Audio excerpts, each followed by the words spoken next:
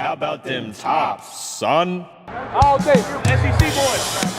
SEC, they supposed to be SEC. Where's the other, baby? You're listening to the Red Out Podcast.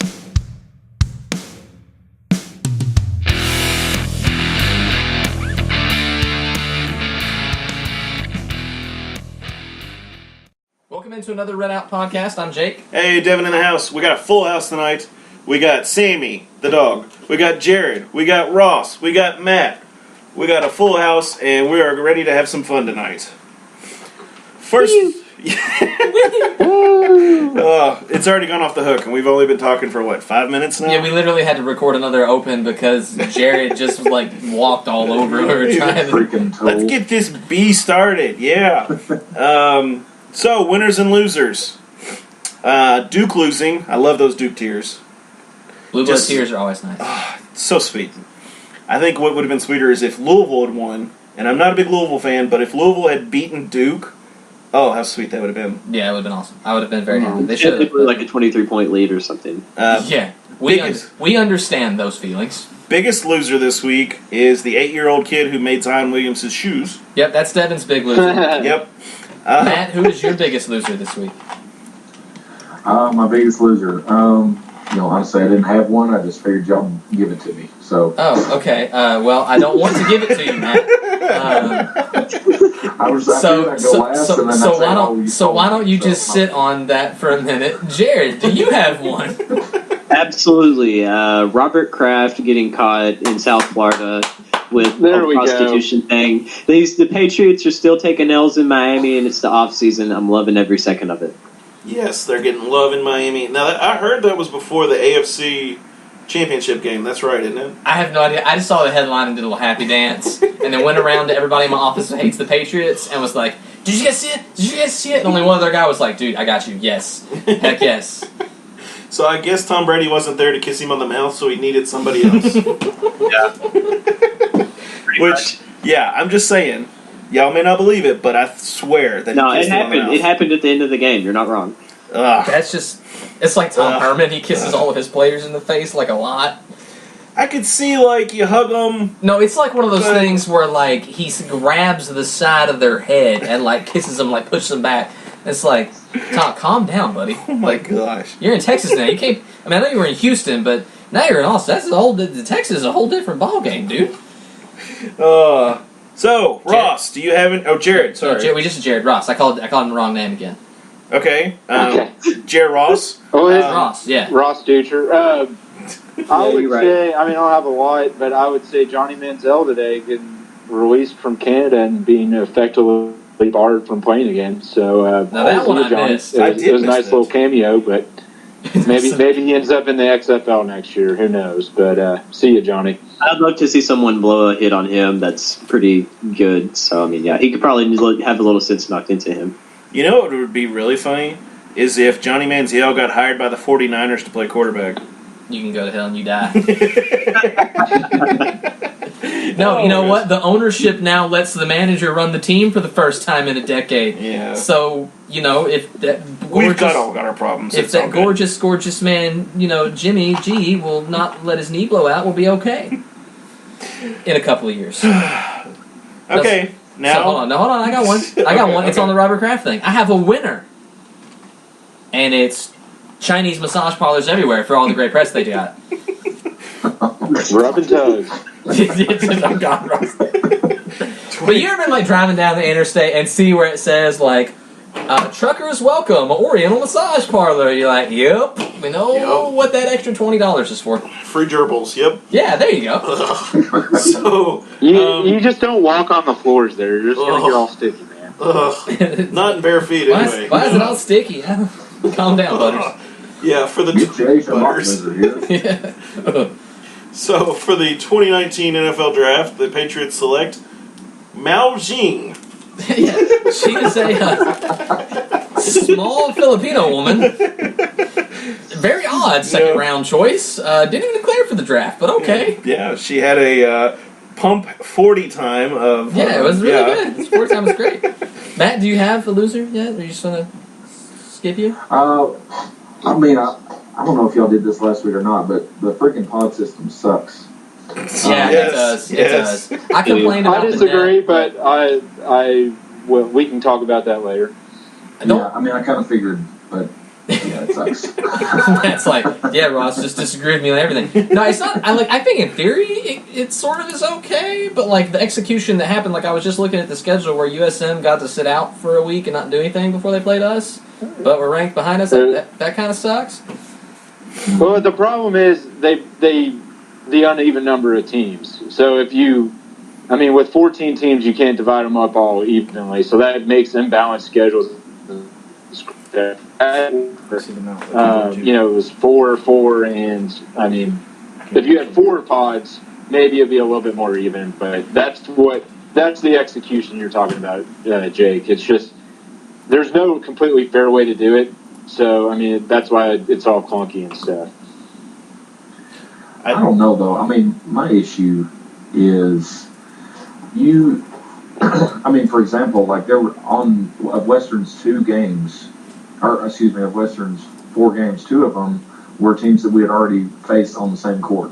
So, well, that's also goes the other way, Matt. I mean, we hosted UTSA twice. So, I mean, we're not the only team getting screwed there. I mean, it's just I know it's imbalanced. Right, that's just kind of how it works. Yep, that's it. Okay, so fun. There's like, all right, shut up, guys. We got more stuff to talk about. Yeah, well, I mean, this is the first time that Devin's just Ross, playing random music in the background. Yes. Why? So Ross and Matt have been on. I think they've been on a podcast before, though. Together? I don't Maybe know. the reaction podcast or something like that. I think that was the only one we were on together. It's supposed to be suspenseful, so. Well, I don't know why. This is random ass music. Okay. We don't have a producer. We self-produce. Yeah, so I don't have a producer to yell at to be like, play the suspenseful battle music. Yeah, because that's what I'm really wanting for is the dun dun dun dun. But nothing. Yeah. We're self-produced, so we're cheapos. So big news today. We got a transfer from Arkansas. Arkansas. Grad transfer. I mean, he could be a grandfather. He could be. Transfer. I don't know. I don't see how it's possible. That was an old joke, Ross. It was an old joke. Keep up. He's old. He's grad transfer. No. He's actually most grad transfer aren't that old. They're usually just smart and graduate in like 3 years. But whatever. Yeah, it's whatever. But he, this kid has just built up himself for. I can play 3 at a time, can't I? No, Devin does not understand copyright law. So, like, he wants to play, like, 6 seconds of copyrighted music at the same time. I was like, you can't do that. That's when the bots get you. They haven't got us yet. Okay. Yeah, because I don't list it. So anyway, what's it? Okay, Ross, you did the write-up. I'll let you talk about Mr. Story. Sure. Ty Story is a grad transfer from Arkansas.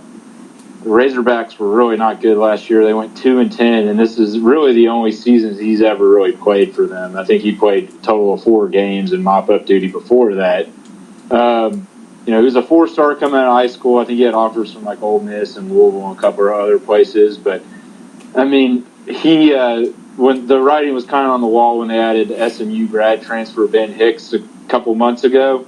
So, he decided, I guess, to look elsewhere, and looks like he decided to enter the QB Derby here. On the season last year, I think they said he started 9 games, played in 10, passed for 1,500 yards, 57% completion percentage, and 10 touchdowns, or 10 interceptions, 11 touchdowns. So, kind of okay numbers. Looking at his game stats, I mean, Arkansas was just a dumpster fire last year, but he had a couple games. I mean, against Ole Miss, 12 of 16, 122 yards and a touchdown, 75% completion percentage. Against Bama, 25 of 39 for 230 and 2 touchdowns. I mean, shown some potential. I think this is a good thing to add him. Kind of like I said in the write-up, it'd probably be better if he doesn't win the job. Like if we could get Duncan or Shanley or Thomas to emerge, because they're here for more than 1 season. But if it doesn't hurt to bring in competition, and if this guy wins the job, I mean, we're gonna have a senior quarterback who's kind of battle testing the SEC. So good things, and we'll see if he's more more of a Mike White transfer or more of a Tyler Ferguson. So. Okay. Nope, That's an awful one. Go up. So I got a buzzer here. There it is. There we go. Okay. That's the one. So that's what I was going to play if he started going on for too long. We're going to we'll go around the horn real quick. My question is, do you think he'll do well, and do you think we really needed another quarterback? Like, is he a Mike White guy, honestly? Yes. Ross, take it.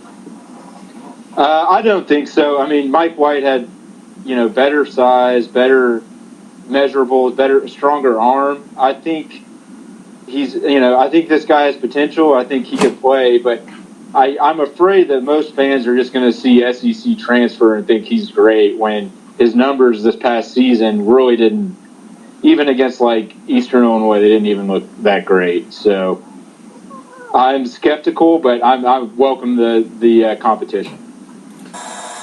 Wrong one again. Sorry. Okay. Sorry. So Matt, have you looked at this at all? What do you think about the SEC transfer?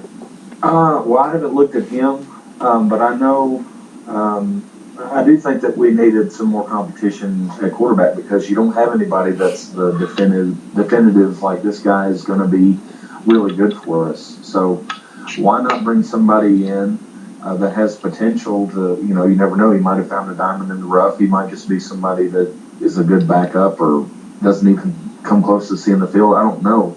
But I don't know of any of the other three that I could say, God, I would just love to have him out on the field and I would have no doubt about them at all.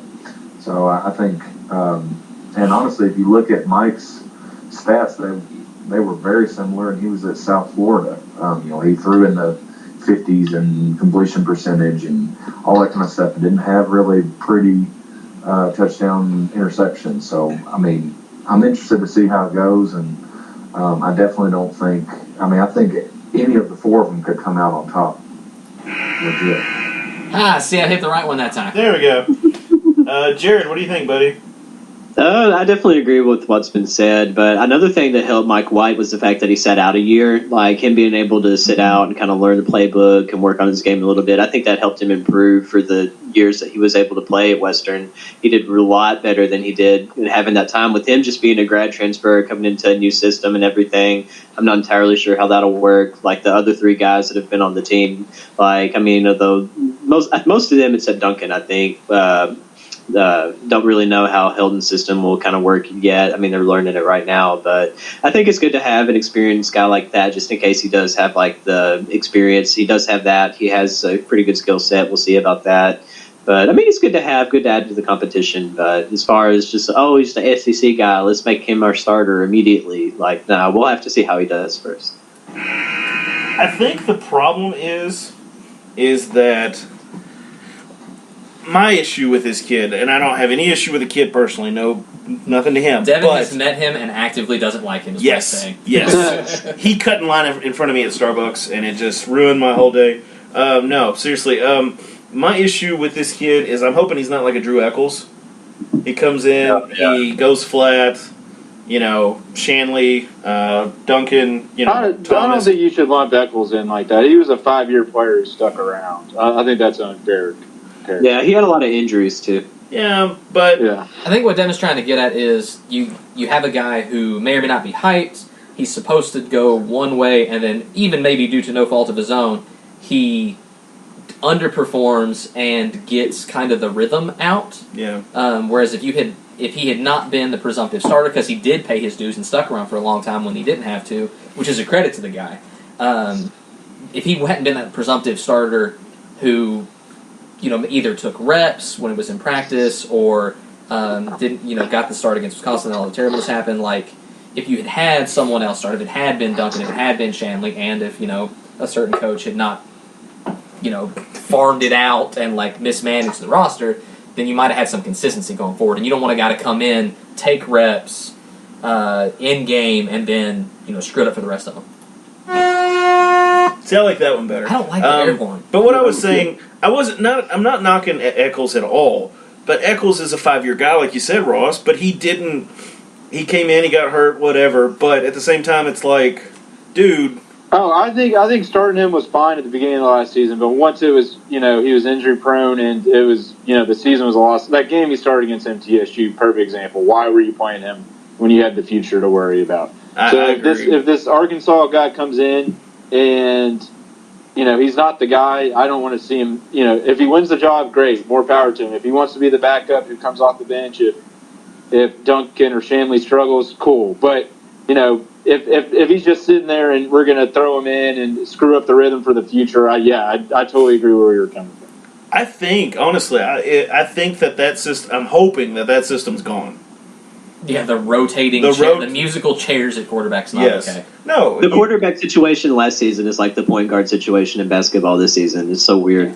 Oh, my gosh. Weird, yeah. We'll get to basketball. Yes. Coming up. So... What is... We're just hitting stuff now. I'm just going to be real honest with you. We haven't played half of these. No, we're just hitting random soundboard. So there could be something just outrageously terrible. And you're like, all right, that's fine. That does not sound like a temple bell. That sounds like a bad fart is what that sounds like. There we go. Temple bell. There we go. Doorbell. So we'll take it to Ross with baseball and softball. Yeah, just a quick update. I know we talked about this a little last episode. Anytime I'm on, I'm going to talk about it just as long as the teams are doing good. Softball is off to their best start of ever. They're 10-2 after sweeping the Hilltopper Classic this weekend, beating Butler, Cleveland State twice, and Indiana State. So, that's something, I said it on Twitter on the Tower Rack account between them and then baseball, who I'll talk about here in a second. We've had very disappointing year with all the WKU sports. I mean, volleyball had their first down season ever. Football was a disaster. Men's and women's basketball have been pretty big underachievements. Maybe finally this spring we'll have something to kind of wrap our towel around and be kind of excited about. On the baseball side, just real quick, Tops took 2-3 from Eastern Illinois this weekend. They just beat the Mules today of Murray State. And are now 6-2 to start the year. So great start to the season. I don't know how good of the opponents they've really played are. I mean, NKU, Eastern Illinois, Murray, they're kind of all crap. But, they've got to Pensacola down this weekend, which is a beautiful stadium there if you've never been. Play North Florida, Louisiana Monroe, and Tennessee. If they can go 2-3 this weekend, especially on Sunday against Tennessee, I think we could really start getting excited about that too, which... like Jake and stuff said, there's nothing better than sitting outside, drinking a beer, and watching some baseball to pass a nice spring day. So, dude, I absolutely love. I don't watch a lot of baseball on TV. It's not my thing. But if you can find when I was going to U of L, it was free for students to get in. They got a nice stadium up there. Oh yeah, and the beer was cheap. And right before, I'm not saying I drank a beer before class, but right before class. At night to go there and watch one, that's a good time, man. Just watching, 60-some degrees, nice little breeze. It's freaking great. I'll be at that game in, I guess, April or something when Western plays U of L. It'll be free that night, so it should be a good one. So if you're up there, hit me up. That sounds fun. Yeah, that sounds cool. Since Matt is in the house, we will go to him for the Lady Tops. What do you got, Matt? Yeah, let's see, the Tops, they played Marshall on Saturday, and they took them to overtime, and I was looking at some of this, and I was actually submitted an article today, or I was about to, and they took them to overtime. The score was tied 12 times, and it changed 18 times, so it was a super tight battle, but it was they were fighting for 4th or 5th place, and so the girls really needed that win. If they had lost, they would be completely out of the possibility of having a bye in the Conference USA tournament. So it was a big win. They pretty much, I was looking at some things, they need to win at least one of two to finish the season to pretty much guarantee a bye. If they lose both, they're possibly going to drop as low as like 8th or 9th. Man, wow. Yeah. That's a tight conference. Yeah. And what blows my mind about the Lady Tops, and I've said this in some articles and stuff, and I know y'all talked about it a little bit last week on the podcast, but their defense is historically bad. Depending on how it finishes up, they've given up 72.6 points per game. Oh my gosh. Which is like the average. I was looking back, like I went through all the archives of the Lady Toppers trying to figure out how bad this was. And there was 4 or 5 seasons they didn't have stats recorded, so I don't know. That's the thing. But I went back before Sanderford coached. Oh, wow. Was in 1982 was the last time that they gave up more than what they currently have. Gosh. It was like 74. I think it was 74 points in 82, and then Sanderford took over that year. So that's how bad it is. The Lady Tops generally give up about 65 points a game. They're giving up over 72. And it's a shame because you think about the players they have. They have Whitney Creech, the all-time point scorer in KHSAA. Dee Givens is a 1,000-point scorer. Raneem El-Jadawi was Freshman of the Year last year. Sydney Bopp won conference tournament MVP. Abdul Gawad, or however you say her name, is... We're a bunch of dumb white kids. That Sorry. girl, I don't know. She's really good. And then Lexus Brewer's averaging double digits. Their offense is good enough, but the defense is so horrible that they're barely over 500. So Matt, what do you think? What do you think the reason behind that is? Is it just the coaching shift, or what? I mean, honestly, I think. Or is it just a bunch of shift in general? I think they're missing. I think they're missing some fire as part of it. They don't really have a true, like, floor general kind of person that gets them fired up. And I also think that Michelle was an amazing coach, and she was so intense that she almost scared them into defense. I will rip your head off and spit down your throat. She's here to shoot Matt, I got a question about Conference USA women's basketball too, since you're the expert. See, is their women's team in the top 25 right now? Yes, Rice is 24th right now. Dude, Rice is do you think, let's say this hypothetical world, Western somehow upsets them in the conference tournament, would Conference USA ironically get two teams in women's basketball without the pod system? I would say if Rice won out and then they lost in the semifinals or later, I would say that it would be a travesty if they didn't make it. I think they've played, I don't know, I haven't looked at the RPI lately, but at one point they were 3-3 against the top 100, and they've only got 3 losses total. They're ranked in the polls. They're killing everybody. I don't know what their RPI is, but I don't see any reason how they couldn't make it. I would say if they lose a couple here, they could be in danger. But if they win out and lose to a good team, they should still make it. Dude, wouldn't that be wild? Yeah, it's crazy. If they got if we got 2 women's teams in, and like sans the pod system that was instituted to get 2 men's teams in. Yeah, Yeah, so support the Lady Tops. Go watch them play. You know, if they play at doesn't matter where, go watch them play. Yeah, we play Middle in Diddle. It's going to be a huge game, one way or another, on next Thursday, so the 7th. So all right, beat the Mutts. Show up, beat the Mutts, because Murfreesboro straight biddies. That's right. Back fat of Nashville. That is such an awful. I hate that sound. You hate that one? I hate that. I had a ton of good ones. Do you guys have a boat horn? Yeah, that was supposed to. Well, that's a train whistle. Do the train horn low. That one is. That's a boat, right? That's a foghorn. Would you say that's a boat? That sounds like when Vandy scores their rare touchdown once again. That's when Vandy scores their touchdown 3 times a year. Oh, God. That does not sound like a doorbell. Sorry, Dude, I feel so bad for everybody listening on their headphones. Yeah. Okay, so most people watch the ODU game. If you didn't, I'm sorry. I was one of those that didn't because I don't have the channel. So it's okay. Was it on BN? It was online. You could have watched it. I was at work, in my defense. Okay. So I could not. I just followed you all's talk and the random, what happened there? Blah. And I'm like, God, this sucks. So I could have watched probably at work, but no. That's what phones are for. No, I don't think that would have been very good during the service. Yeah, like during the service. Come on! Yes! No. Yeah, so Western lost to ODU. Dang it. Yeah, I know, right?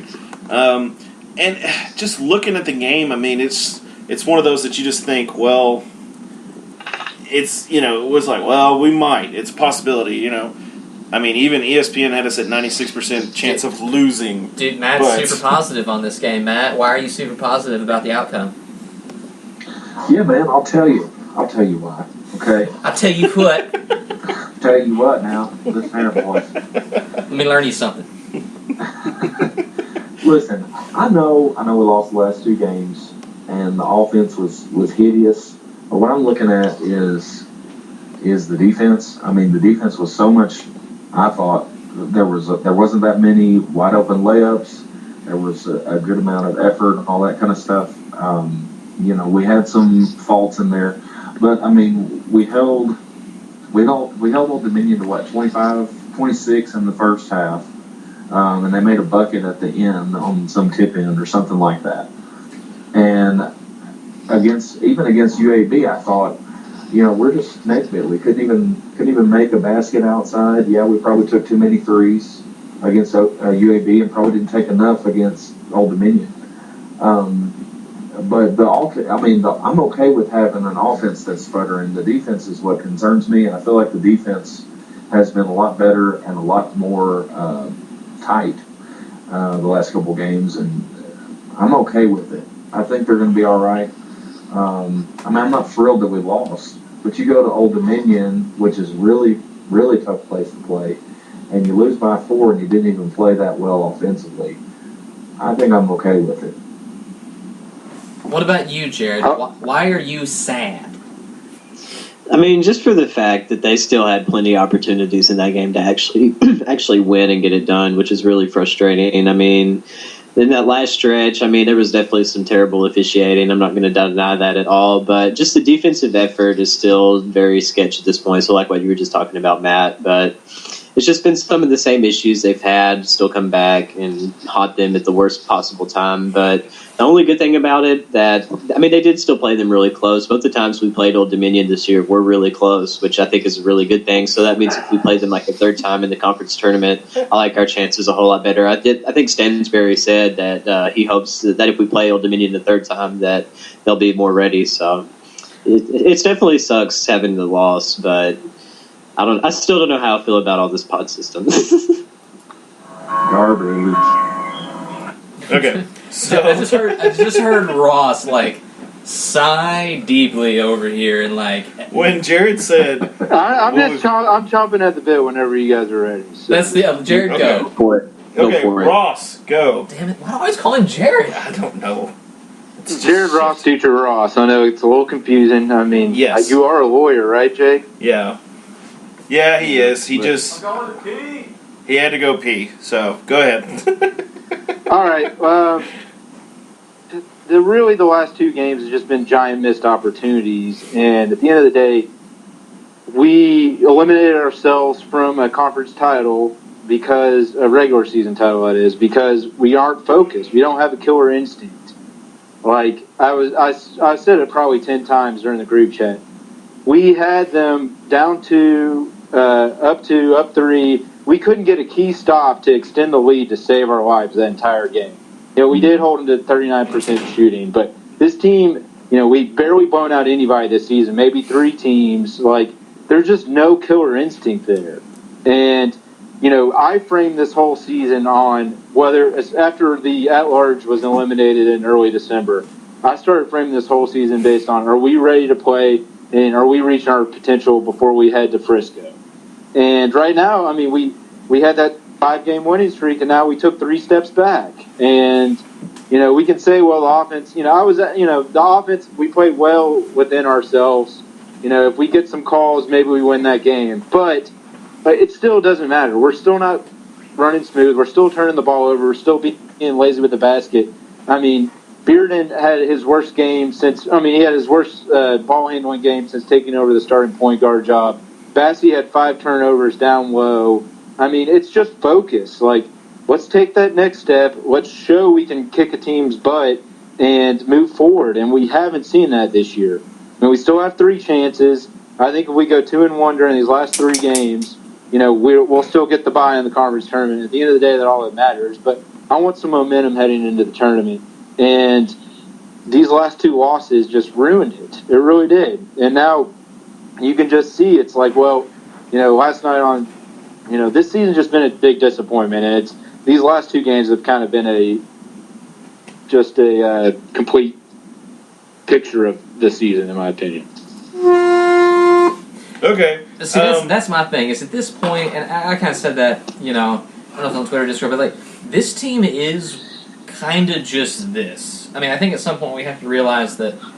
I mean, in my opinion, I don't think there is a turn. I think this is what it is, and if they are having a good night and the basketball gods are on their side, they're going to win.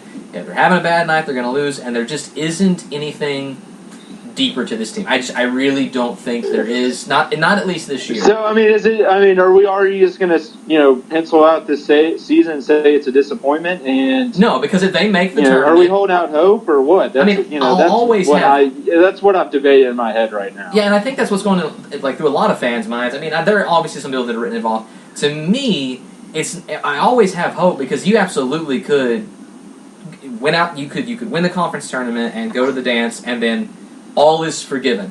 Honestly, if they make the tournament, all is forgiven because I think we all said at the beginning of this season, it's the dance or bust. If you go dancing, then it's a successful season. If you don't, then it's not.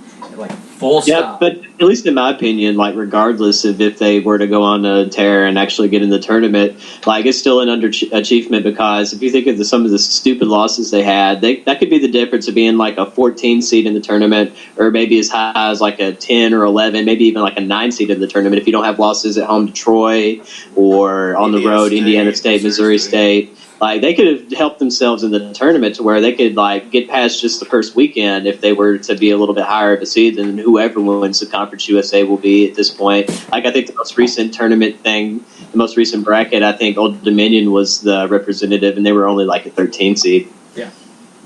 Yeah, maybe this is being a little pedantic, but I think there might be a difference between a disappointing season and an underachieving season.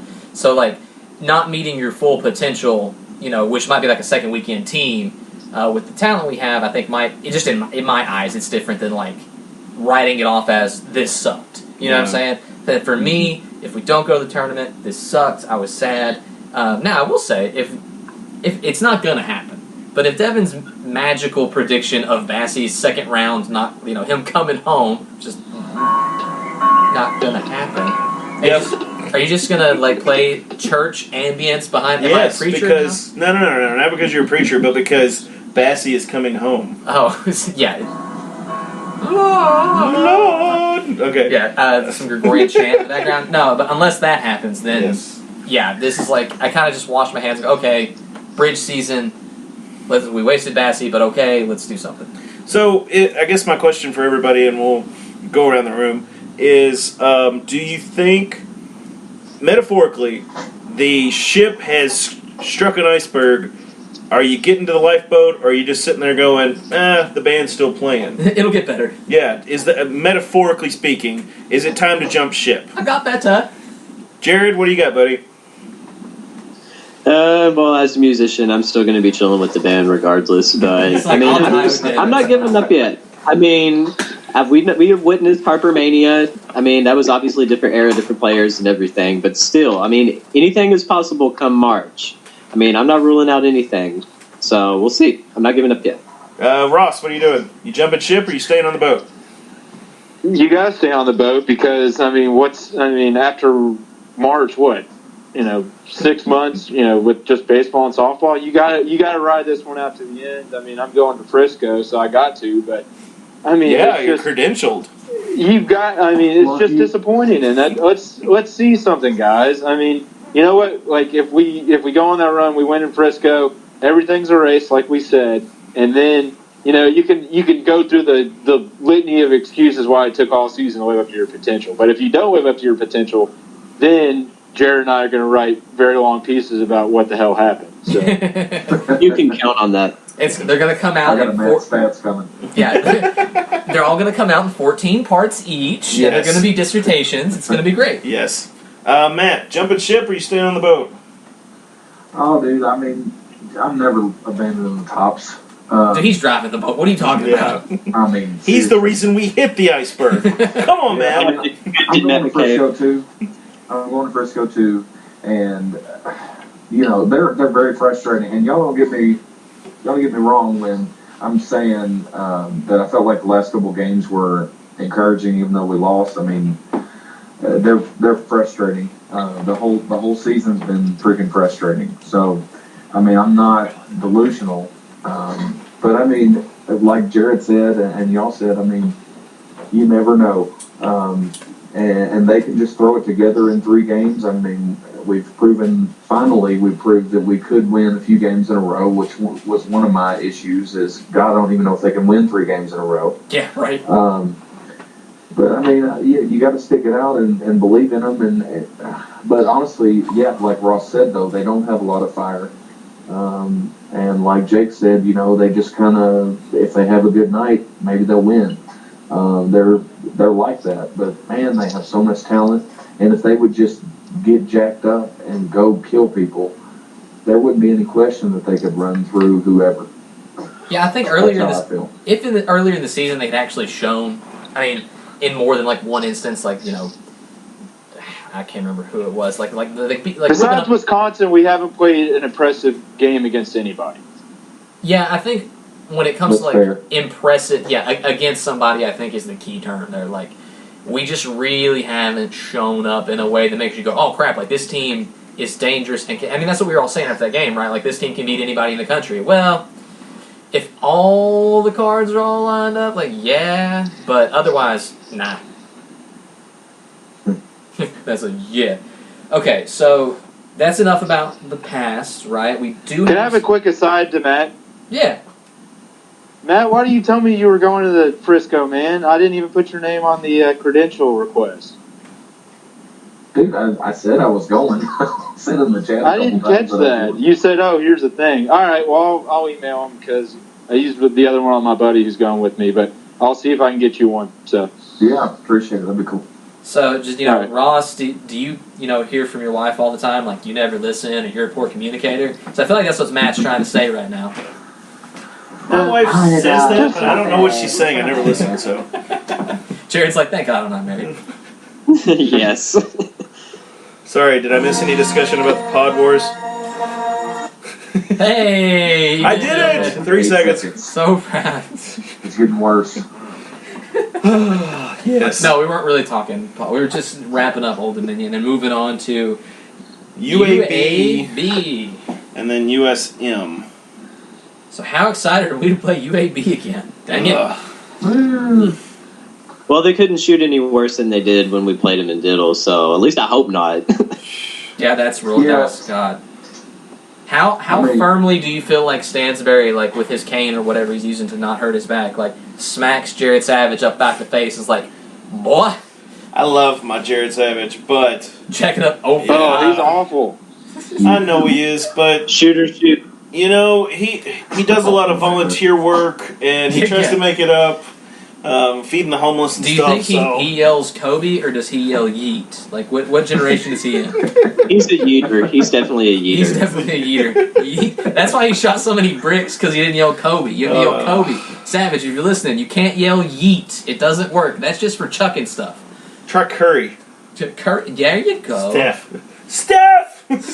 Or Joe Harris. You should have somebody yelling Steph. Yes. Is he saying, all the old people, is he saying staff? Is there staff in here? Yeah. We need to leave. Get that sanitizer out.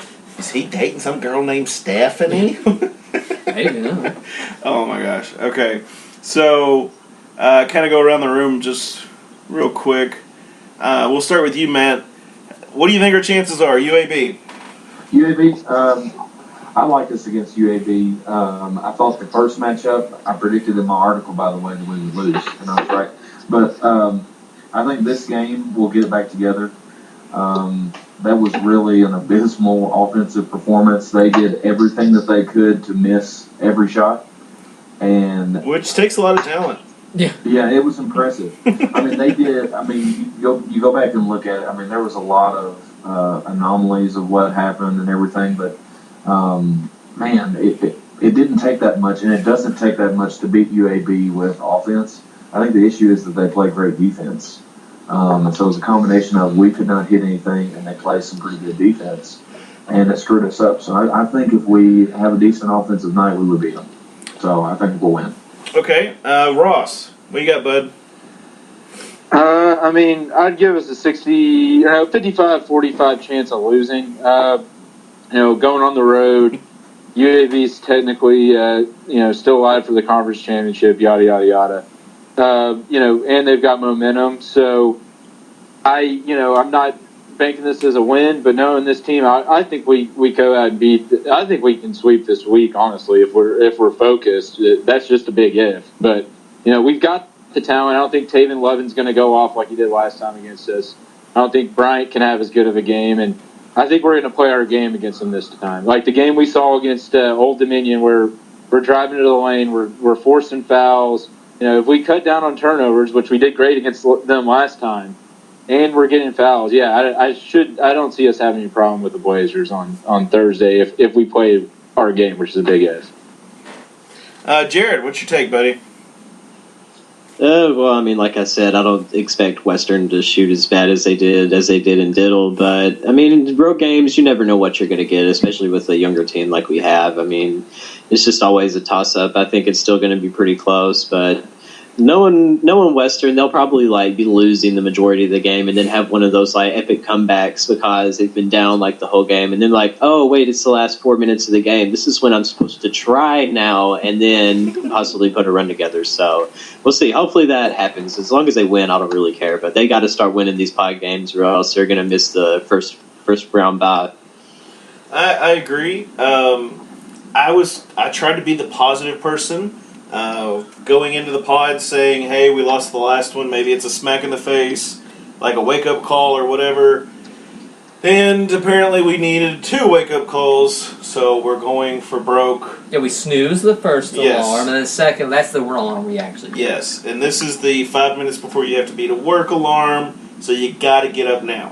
I mean, I don't know if I honestly, it's kind of what I said earlier, and maybe this apathy is terrible, I don't know, but I honestly think this team is flip whatever coin you want, and that's what's going to happen. I'm going to be honest. At least against UAB. USM, maybe not, but against UAB, who we just lost to in their house, just go ahead, flip the coin, pick. That's what'll happen. Western is sitting at 53-46-ish, 46.5 on the BPI or whatever it is. I can't read it right now. Yeah, he can't, again, Devin can't see anything. Yes, Basketball Power Index. Yes, I had my eyes dilated today for an eye exam, which is awful. So, quick question I posed on Twitter today. About eye exams? Do you guys think UAB is a decent rivalry in the Conference USA lens? I mean, I think logically it's probably our number 3 rival in the conference just due to, history with the old Sunbelt days and proximity. They're actually only 4 hours away. So I think, especially with us playing them in football the next 2 years, I think it could be fun. And I tell you what, Jared, you switching, the name of the Tower Act Twitter account this week has confused the crap out of me half the time. Yes, so. Me too. Even me too. But I mean, the fact that Dave with the Daily Dragon, he's been someone that I've known on Conference USA Twitter for ever since I joined Twitter. He's hilarious, and he likes poking fun at us. I'm like, you know what? I'm gonna dish it back. And I talked to Fletcher about it, and I photoshopped the Blazer thing on the heap of garbage. So, little side note is that the actual picture of the dumpster pile was I typed in Birmingham, Alabama, and trash dump. Well, that actually is Birmingham, Alabama. You just can't really tell. That actually is in Birmingham. It's a little Easter egg. It is in Birmingham, but yeah, it is pretty funny. About what you're saying, Ross, I completely agree because I've always never really liked UAB. They're another fan base that likes to talk a lot of garbage on the internet, especially when they lose to us. And I'm still pissed from the time when we played them down in Birmingham in the conference tournament and got hosed by that Chris Harrison Dogs call, that 5-second call or whatever it was that cost us the tournament. So, yeah, I've never really liked UAB. I think that was a 5-second call. We've not. I can't remember. It was stupid. 3 whatever of the it last was. 4 years, so that's just kind of fun too. So, I guess kind of looking ahead, Southern Miss, what do you all think? Must win. Must win. Well, Got to win that one. Any home game they have in this pod system, they got to win. completely agree. And Western is looking pretty good at 69.5, so... Nice. And Nice. 69.5. Yeah, it's nice and a half. 16. It's nice. It's nice, whatever it is. Sammy, you got an opinion? You just want your head rubbed. So... He is talking to his I would say... yes, my four-legged house servant. Southern Miss is one of those teams that has been dominant at home this year, other than when they played us, and is kind of suspect on the road. So that's why it's a must-win in my book. I mean, if we want to get the bye, you've got to take care of business in that one. So. Go get me a drink. Go get me a drink. I do think they're a pretty balanced team. I was looking at some stats and stuff, and they do have basically four guys in double figures, and they've got 3 more guys that score at least 6 points a game. So it'll be interesting to see how we can deal with that much depth, because we don't really have it, or at least we don't use it. That's what I was about to say. Is it that we don't have it or we don't use it? I don't think we have it anymore. I don't think we're going to use it, so that's kind of my we don't take. use it. I feel like we've probably got 10 guys that could play, and we really should throw them in there and see what happens, because you're going to need them in the conference tournaments. If they don't have the experience, then you're just throwing out your 7 or 8 guys that you always play, and then you're going to get desperate, and they're not going to know what they're doing. So, Completely agree, buddy. Well, let me do something real quick here. Like Jake said, we're self-produced. Yeah, Devin's just going to go quiet for like 35 seconds. Yes, because this is Can awesome. I give a Jared Rosdeutscher shout-out to Moo after his play last game? Sure, yeah. I mean, Yeah. Jared kind of broke us into shout-out. Like, what, 10 minutes and, like, had 5 rebounds and a steal? I mean, if he can give us those kind of quality minutes off the bench, that would be a huge step forward, especially with, the inconsistency of the other big men. Yeah, Jared broke us in on the shout-outs for Mexican restaurants in Simpson County, or, Franklin, whatever. So I guess what we're really looking forward to is a train sound, damn it. He looked up train sound. I did not look up train sound. I looked up blizzard. Yeah, but he clicks on train sounds, and it's just relaxing train sounds. Not a horn. Yes. So I guess what we're looking for now is Jared's cold take. Oh boy, well I got 2 things that we need to talk about. All right, first one is not necessarily like a specific take, but just a cold event that happened. With Zion Williamson blowing out his shoe, hurting his knee and everything, I went back, and I don't know how many of y'all remember, but he was considering Western at one time when he was still a junior. Even Evan Daniels, one of the main people with Scout, was talking about how he was going to Hilltopper Hysteria in 2017, maybe last year, I can't remember, but he ended up going to UNC for a visit. But the hype was real there for a second of him possibly visiting Western, and that would have been really huge. I mean, could you imagine him and Charles Bassey in the front court this year? That would be insane. But, I mean, one can only dream, but there's one specific thing that we need to talk about. Usually I have decent foresight when I see someone say something that's going to end up cold. But Matt... we need to talk, fam. This is a comment he said talking about next year. Ben Holt transferring. He said, quote, I fully expect the Tops to get right back where they need to be. Holt can go to Purdue all he wants. WKU will win more than Purdue next year. Book it. Matt, let me ask you a question. Have you seen Purdue's football schedule for this upcoming season? Yes or no? No. Well, let me fill you in. No, cancel this question. You only get yes or no questions, Matt. Yeah, so they're playing at Nevada, they're playing at Penn State, at Iowa, at Northwestern, and at Wisconsin. So their road schedule is definitely kind of rough, but they have home games against Vanderbilt, Minnesota, Maryland, Illinois, and Nebraska, and also Indiana as well. So all the bottom feeders of the Big Ten they have at home, and they have a real game at Nevada that they could probably win. So I don't know. Do you still stand by your comment after learning that they don't play any of the Ohio States or Michigan States or Michigans or any of the big teams this year? Absolutely. All All right. Plant We'll see. that flag. Rondale Moore's coming back for a second season. He'll be pretty good, and they might have a feel. decent quarterback. Probably not, but we'll see. Okay. Here's how I feel about the tops. I just want to say this real quick. Sorry. All right. I feel like you look at the talent that we've had, and you look at all the individual awards that we got, being 3-9, and we won the last 2 games, and we still did this. And we had like 12 or 13 guys that got some kind of recognition, whether it was freshman All-American, All-Conference, honorable mention, whatever. And we only lost a couple of them. So I feel like we'll be all right. So go Tops. We return a lot of production next year, and obviously as we get into the off season, we can talk more about it. But production and experience is what makes most mid-major teams really good, and that's something that you got to be encouraged about going into next year, especially with hopefully better coaching. Knock on wood. Amen. We're close with terrible coaching. That's what tells me that it really doesn't take a whole lot to get over the hump, to me. I think Matt's biggest opinion is that the Tops are on fire. I said, Devin was trying to find that video just now.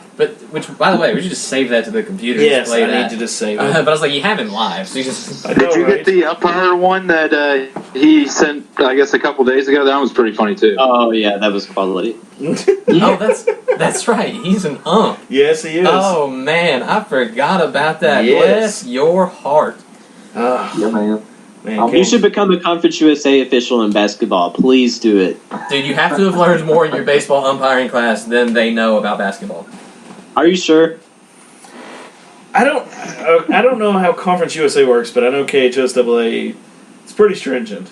My father was KHSAA umpire, so it's pretty strict. He always laughed because one of the coaches he got that cussed at him from my high school. I was like, yeah, that guy's a second grade teacher. He's like, no, there's no way. It's like he said words that I haven't, he's insults I ain't even heard before. I was like, yep, he teaches second grade. Yes, there's a big clip. I don't know if BKO still got it out, but of Bowling Green versus East, I think is who it was. Just like extreme cursing. Well, I don't think there was any cursing. The coach just got mad and decided he was going to throw a 5-gallon bucket full of baseballs on the field. And he got tossed, and that sounds like East coach. Yeah, that sounds like him. It could have been East. I don't know who it was, but we, it was we do redneck, mean stuff like that. Yes, so Matt, that's what you got to look forward to, buddy. Yeah, wear that coat. Can't wait. Okay, I'll take my $75 and go home. That's right. Make it rain. Make it rain. So we're not going to take this as a majority for Ross's sake. What about the mailbag? Oh, yeah, we're going to the mailbag. Of course, I can't read, so that'll help too. But we're going to do the rivalry after the mailbag. But with just letting you know, Ross, we're not going to take a majority. We're going to take best argument, and that's who our winner will be. Oh, I mean, I'm still biased and can just yell at him and say he's wrong. We're going to be impartial. We're going to hear his argument. Yeah, I'll be fair. I mean, I'll hear it. I just won't listen. Okay. Guys, I'm already getting the dad talk down. That doesn't sound like a very good dad talk. I got time. When they're babies, they don't really get it. It's fine. You just say it because I said so. I'll be better. That'll all change. Your dad talk skills will go up way more here in a couple months. See, exactly. May 20th. Here we go. I think Ross would be the dad talking person you need to speak to. Because I think he could just tell me no, and I would be like, but. Hey, man, he's got that schedule down. Son, I'm not mad. I'm just disappointed. Oh, my gosh. You don't know how hard that hits me in the feels right now. Right. It's made me sad. Don't bring me down, man. All right, we only have one question on Twitter this week, so we can go ahead and go with that with our buddy Jack Watson. Thanks for always commenting and listening, Jack. And he says, how many wins in these next 3 games? So, we'll go Ross, then we'll go Matt, then Jared. Sounds good. Ross, what you got? 2. Matt, what you got? 2. Lost to UTSA. Change it to the other sound, and I'll also say 2. That's better than the doorbell. 2 gets us a bye because you'd imagine one team's going to go 1-3 or 0-4 in the pod system. So I also think it's 2. I don't think they string together 3 wins in a row. That's dumb. Some Mike Tyson wannabe says, "Have you themed my baseball team? They're 5-1, maybe 7-1 by the time of the podcast."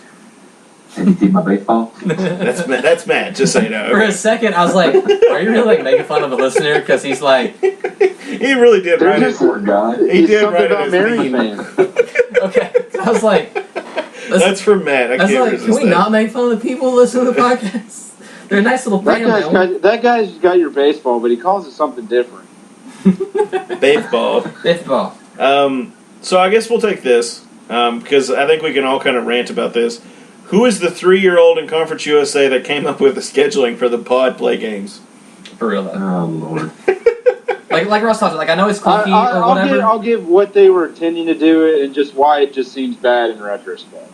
Then go. So with the uneven schedule, you had 5 teams playing 4 games each against each other. So the reason ODU got to host WKU and USM at home is because they were number 2 and number 3 heading into the pod system. So in theory, they get the 2 hardest games after themselves at home, while they get, the 2 easiest, UTSA and Marshall, the 4 and 5 seeds on the road. But that doesn't really take into account for where they played earlier in the season, the fact that, UAB gets to host the top seeds at home and everything else. There was really no right way to do it. I mean, I still like this, and I'm not crying because we had to go play at ODU twice. We should have won both times. So, I mean, that's kind of how I feel about it. It's not a perfect system, but I really think it's going to take 2 or 3 years before we judge that this was a complete failure. Okay. I do agree. If our team was good enough, then they would win all these games. But, I mean, so many inconsistencies makes it what it is. So, I agree. That question comes from Michael Butler. Great listener. Appreciate you listening, buddy. Blanton didn't get into the last game. What's up? That comes from Jerry. Well, Jerry, I don't know who Blanton is, so. Are we talking about Joe Blanton? What? I'm confused. Blanton's is some good bourbon, by the way. Yep. The Lerno Blanton? I'm just messing with you, man. We all know you're talking about Blanton. It's cool. No, I honestly don't know. It's probably just a rotational thing. If I had because he couldn't stop turning the ball over against them the first time. That's kind of what I figured. Did y'all watch the press conference from? I think it was from today, from Stansbury. I haven't seen it yet. No. Nope. They asked him about Banton, and it was kind of interesting his reaction. He kind of stiffened up. I'm wondering if he I don't know if he's got some kind of issue with him, or he feels like he's being lazy or not listening to him or something. But I sense that there's some kind of little tiff or something with him, and he was kind of teaching him a lesson. You think it's a Something grades thing or something like that, maybe? No, I don't think so. I think it was just he didn't like the matchup, and I think Delano gets really beat up with physical play. That's absolutely true. Old Dominion's super physical and defensive-minded and all that stuff. And he basically said that he didn't think it was a good matchup. Him and Bassett are the reason we lost him the first time. I do not blame him one bit for not playing him last game. Mm-hmm. Yeah, I mean, we need him, though. I feel like you still should play him. You don't want to just crap on his confidence right before. I like him at the 3 or the 4, and then you slide Hollingsworth or Omer in to fill in Bearden's minutes when he needs a break. Okay. Brett. I'm awful with names. Is it Combest? Combest. Combats. Yep. That. No. Why did Rick's team feel flat compared to HSU? Shoo. Hawaii State. What? That's what I was like. I was like, Hawaii State University. No, Devin can't pronounce names, so that's why he didn't even try. No. Yeah, I'm awful and I'll butcher. Yeah, I tried to read the Lady Top's last names, and I was like, Terry Schmeeth? And they're like, Smith. Oh, my God. Yeah. Okay. Devin's really good at reading silently, guys. He really is. Yes, I don't move my lips at all. That's disgusting. I thought that was I thought it was a typo at first, but he says we need more HSU hype and energy. Yeah, it's just the assistant coach's last name is Hugh. Shoot. I wouldn't really say we play with that much more hype. Come on, guys. What are we doing we here? felt we should have lost that game with at Rice, and it took a late run to win that one. I mean, we kind of faded down the stretch against North Texas, and then which I'm missing a game in there, but then we play like crap against UAB. Shu did a great job stepping in for Stansbury, but I wouldn't say he was night and day better. I know some fans like to criticize Stansbury's in-game coaching and his X's and O's, but I think by the last game Shu was coaching, you could see that that strategy of just hoisting up so many threes was just totally out of our team's character. So I don't completely agree with that question. So. Yeah, see, I don't either, and I think that's kind of like rose-colored glasses when people are just like, oh, look, they're doing so good under shoot. It's like, no, look, I don't care how much energy you are. If you can't rein your team in from shooting and throwing up a bunch of bricks, like I said in last week's podcast, like, why don't you just grab him by the face and be like, dude, quit. Yeah. And if you it was the same thing with Ray Harper. I mean, he was the assistant under McDonald, and then McDonald gets fired, and then he wins all those games, gets him to the tournament. And, I mean, he did a pretty good job, but, I mean, he wasn't that good of a recruiter, which is honestly what cost him. And plus all the disciplinary things with, like, 3 different players right when he resigned. So, I mean, that's just kind of what you get with the allegedly. No biggie. I just like Matt's reaction. Whatever, sexual assault, whatever. Allegedly. After we're done, I want to talk through that with you guys real quick, because I've heard so many rumors, but it's not good for the podcast. So Yeah, allegedly. Allegedly. You have to be proven guilty in a court of law. We have no judgments here. Is that good enough for you, lawyer? That's pretty good. Okay. Diana McQuady, they actually answered your question, so... That's like your question's already been answered, so I'm scrolling as I'm reading this. Dave asked Coach if he would try the full court press. I thought you said his name was Dave Ask Coach. And how about that? Ask Coach. Ask Coach. Sorry. That is an unfortunate last name. Dude, that guy had to change his name. Ask Coach if he would ever try the full court press. Yeah, can I take that? Yeah, go for it, man. Okay.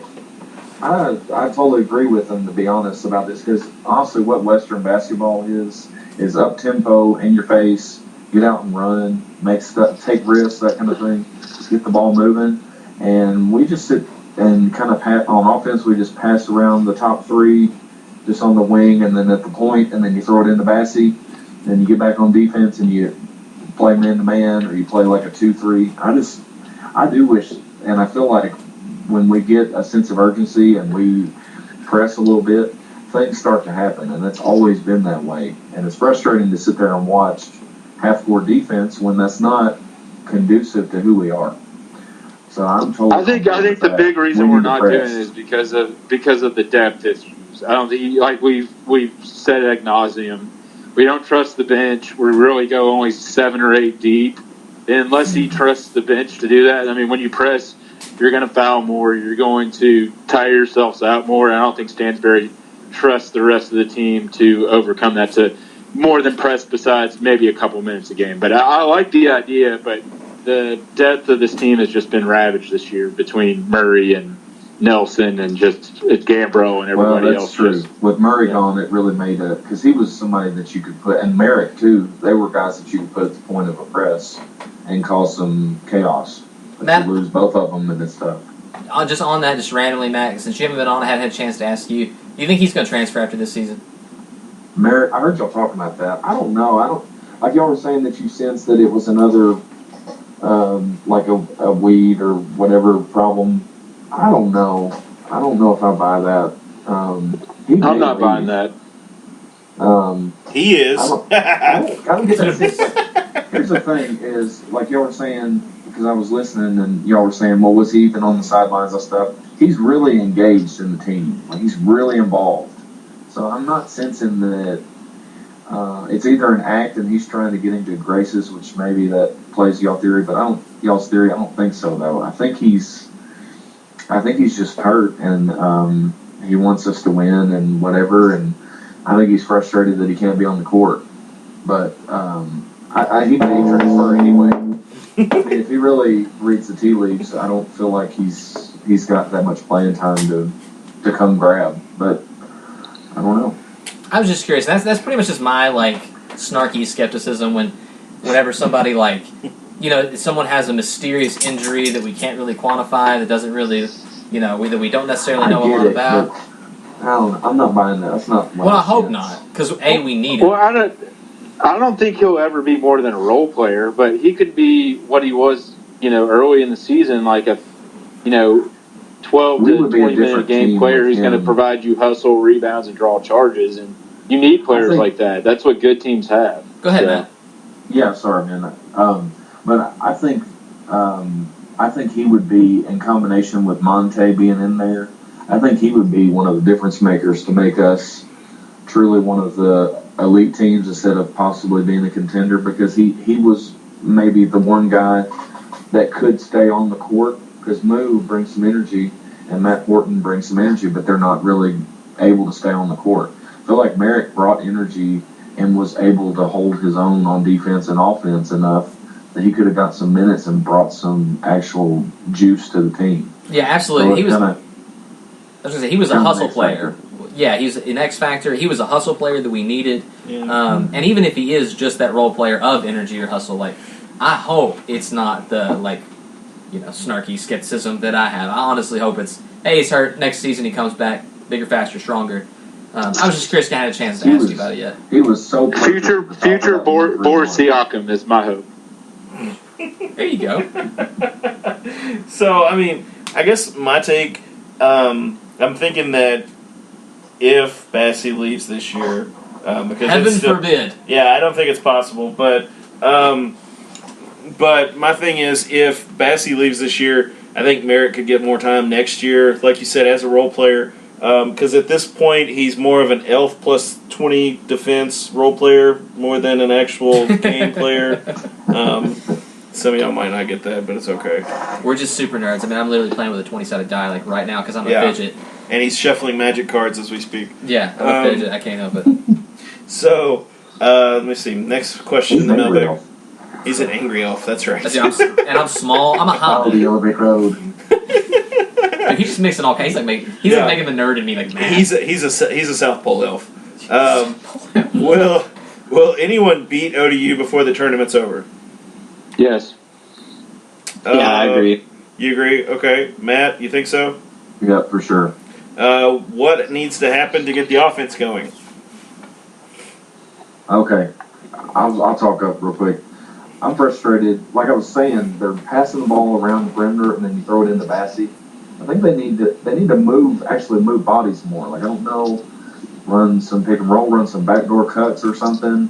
Do something besides just throwing around the front and jacking up a shot when you run out of time, like y'all were talking about last week. That's my issue with it. You got to get a little bit more player movement. Okay, Jared, what do you think, buddy? I know you've been really quiet right now, so.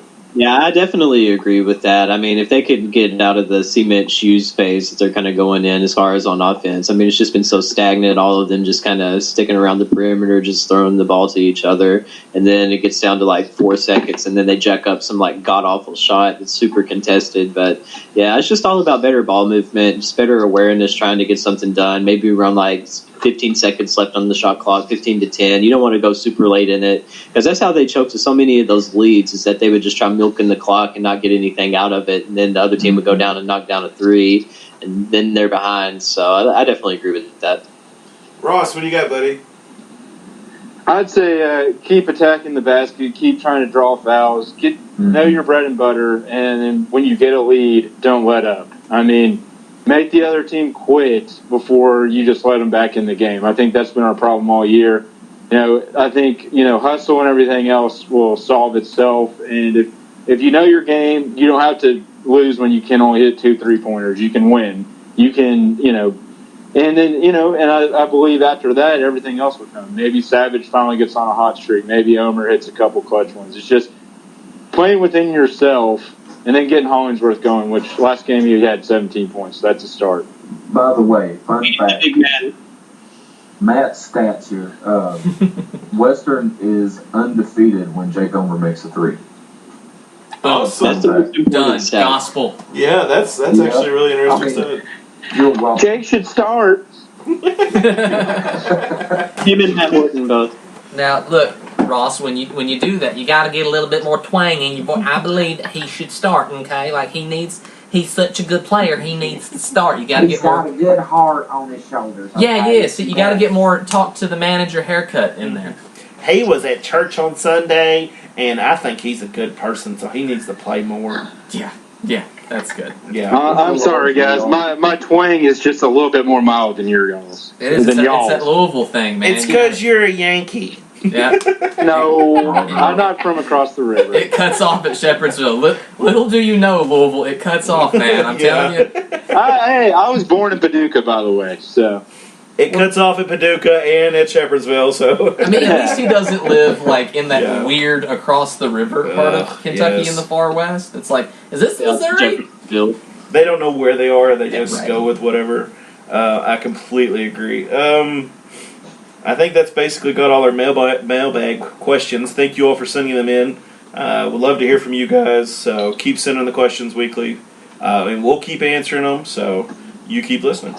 Rivalry discussion, as I said and teased a little bit earlier, we're not looking for quantity, we're looking for quality. So I'm going to put a little timer on my phone. I'm going to give you each, what do you say, 30 or 45 seconds? Give each of them a minute. I think a minute. 1 minute? Yeah, okay. 1 minute each. You have 1 minute to sell me. I'll be the open-minded one because Jake's not going to be. Yep, I refuse to change my mind. Once I plant my flag, it's there. Okay. We're going to let you all have 1 minute. Who wants to go first? I'll go first. All right, you get to go first, Jared. All right, ready? On you, Ross. Okay, buddy. All right, ready? Anytime you're ready. Okay, so now let's not count this quick, brief description. You know, the debate I've been having with you guys kind of off and on for the past couple months is I honestly believe the Marshall rivalry right now is a better rivalry than the Middle rivalry. And I'll be the first to acknowledge that obviously I have a recency bias. I mean, we've only been playing Marshall really for, 6 years now since we joined Conference USA? Yeah, sure.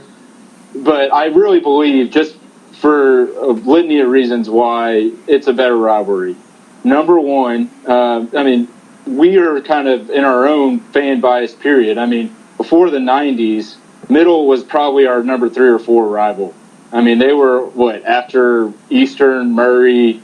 I mean, Austin Peay was a better rivalry back in the day, before we left the OVC. So, I mean, let's not act like we've been diehard enemies with Middle since the 60s. They've been a conference rival, and then their rivalry came kind of out of convenience in the 90s and early 2000s. Marshall, the biggest reason I like their rivalry better than the Middle rivalry is because their fans care. You know, you can hate them, you can hate Middle all you want, but if the other people you're going against don't give a crap, I mean, it's hard to really say it's a great rivalry. I mean, we go to Murfreesboro and Forest, but how often do you ever see Blue come to Bowling Green unless it's UK fans? Never. I mean, that's my big thing. It's like Marshall, you go there, you'll see them in Forest, you'll interact with them on Twitter. It matters.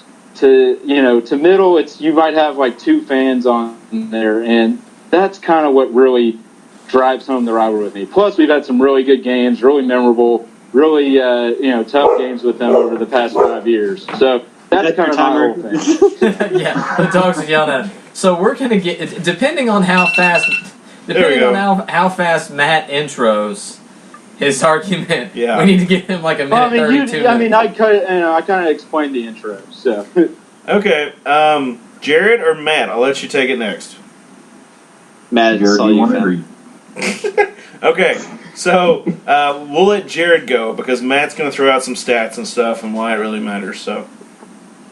Okay, I'll try to make my argument kind of brief because I'm actually going to have to peace out here in a second. Being on my music thing's crazy. Oh yeah. Starting out.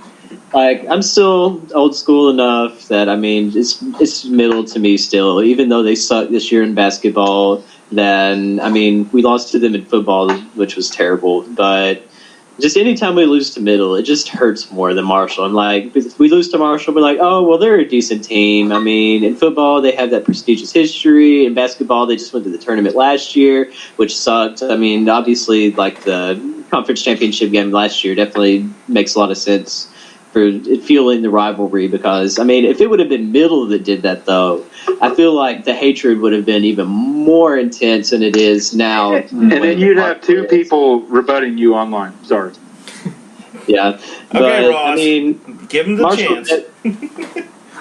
All right, you were cutting out, but the main thing for me is that Middle's always been. I don't know if y'all remember the time when Middle went to the Conference USA a year before we did, and we had that year in the Sun Belt where we didn't play them, and it was just like really weird not having that rivalry that year, not being able to play them at all. It just felt like something was missing. Completely agree, Jared, but I've got it. Yeah. Yeah. So, Jared's peacing out. See you, Jared. See you, buddy. Mike. See you, See you Jared. guys. Bye. All right, so it's my turn. It's your turn, Matt. Go ahead. You man. are up, man. All right. So I'll tell you. I mean, of course, I'm a huge Western fan. I've been my whole life, and Middle is something that's been there just about the whole time. And we used to go down to Middle when I was in high school, even before I went to Western, and we would go to Middle games. And there would be one time there was this guy that had like a 12-year-old baseball team, and he turned around and flipped us off because we wouldn't shut up. And they had people that would come like bother us while we're cheering and stuff, or like when we were losing or whatever, they would come and like try to piss us off. And then there was the guy that would wave his pom-poms, and one of the people in the band, they would like go up and act like they were party boying them and stuff. And Boy, that shows our age. like Yes. But anyway, that's the kind of stuff that makes me think about the passion between Western and Middle. I don't have that with Marshall at all. Like, yeah, it pissed me off that they won last year, and to me, that's where it started me not liking them. But other than that, like, I went to the game when we won 67-66 or whatever, and I guess that pissed them off. But I didn't, it didn't really mean anything to us, honestly. Well, I mean, my whole argument is now, like, over the past 5 or 6 years, obviously we're not going to have the history to overcome that, but we're building something with the Marshall rivalry, which I think there's been some stuff lacking on the Middle side when it comes to the two-way aspect of the rivalry. Mm-hmm. Well, see, I understand what you're saying. I think for me, again, being closed-minded and insensitive, and not caring what the other people think, is rivalries for me. Like, I don't necessarily care how you feel. You're not a Western fan, so you can. Well, I mean, okay. Here's a quick question though. Like, do you consider UK or U of L rivals? Because they are obviously don't give a shit about us. I think like they're where big brother. I don't think both they're teams rivals. passionately care. Like, I honestly, again, because like I deplore the UK fan base with every fiber of my being. But as far as like hating the team, for me, it's all about aggression, like vitriol. Yeah. Like, if I don't deplore your very existence, I don't consider you a rival. And like, I've only ever had one negative experience with a Marshall fan, and that's because they were just being stupid and drunk. Like, that's not all of them. In fact, the Marshall fans that were in front of them, which were a bunch of like guys about college age, were super nice and like being like, ignore them, they're dumb, I don't like them, they're not us, we like them, and that's amicable and it's nice, and I like them and I don't deplore them. Whereas as far as Middle goes, I've had disgusting. I think for me, it's not necessarily about history. It's not about if the other team cares. It's not about anything. It's about how do I, as a human being, feel for your team and your fans. Mm-hmm. And because of how I have had interactions with the team, had interactions with their Twitter, interactions with their fans, it's more negative for me. Which that's why and I don't like the teams too. It goes down to like that kid is playing for Missouri State now, the trailer park kid. The one that tripped up Monty last year. Dixon. Yeah, I can always forget his name.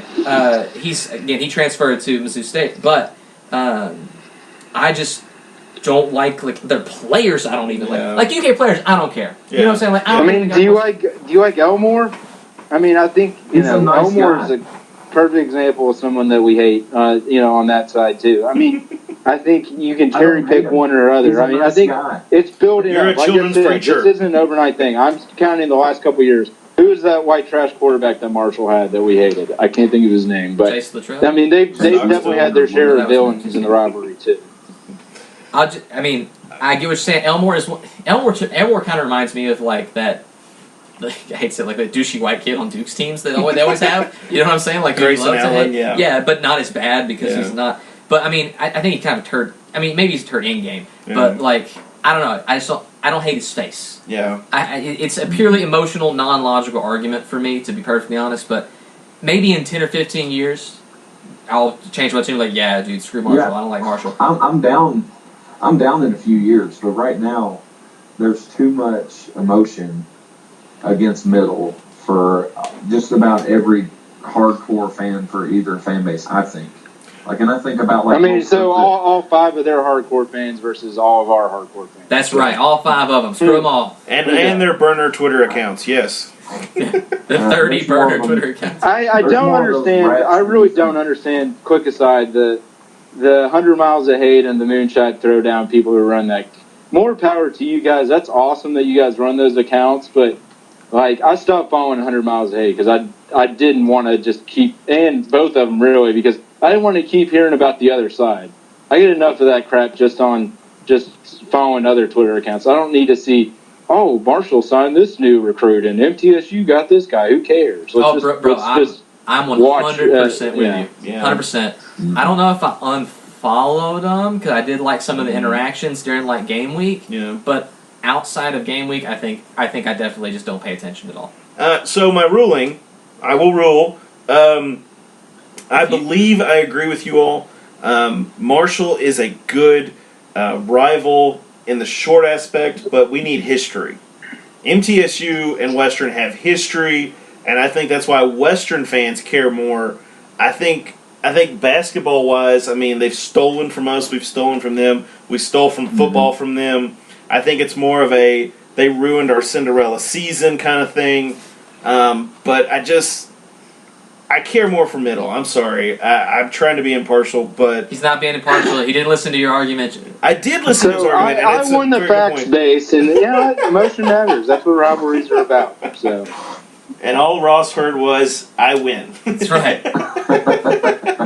Okay. No, I conceded defeat. I'm just saying, hey, that's what's great about it. I think they're both good rivalries, honestly. I'm just saying my whole argument is Marshall is building into a good rivalry, and honestly right now it's been better than Middle recently. That's my whole argument.